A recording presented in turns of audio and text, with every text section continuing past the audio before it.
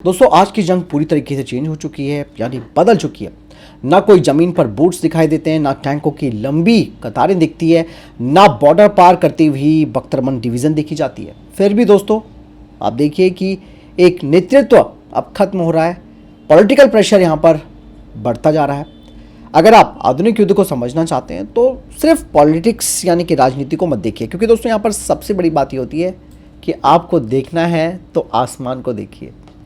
हालिया अमेरिकी Israel Iran तनाव ये जो बनी हुई है इस वक्त, उसमें असली खेल सिर्फ फाइटर जेट्स का नहीं है, असली लड़ाई है एयर डिफेंस की।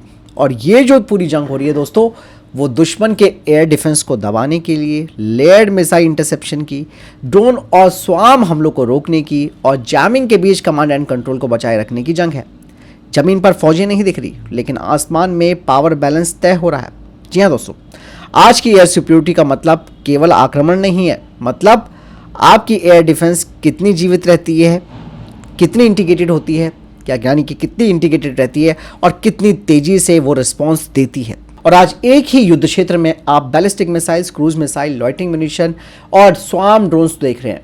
अगर आपकी डिटेक्शन, ट्रैकिंग और इंटरसेप्शन लेयर्स सिंक्रोनाइज नहीं होगी ना दोस्तों, तो आप टेम्पो हार जाएंगे।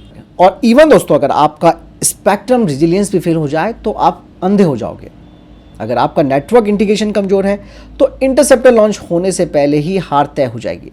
क्योंकि दोस्तों आज की जंग दिखा रही है कि बिना जमीनी आक्रमण के भी नेतृत्व बदला जा सकता है और शासन यानी कि एडमिनिस्ट्रेशन की जो स्टेबिलिटी है उसे हिलाया जा सकता है। और यही आधुनिक युद्ध की नई डेफिनेशन बन रही है दोस्तों। अब सवाल दोस्तों ये आता है कि क्या भविष्य की जंगों में जीत उसी की होगी जिसकी एयर डिफेंस सबसे ज़्यादा लेयर्ड, नेटवर्क और रेजिलिएंट होगी।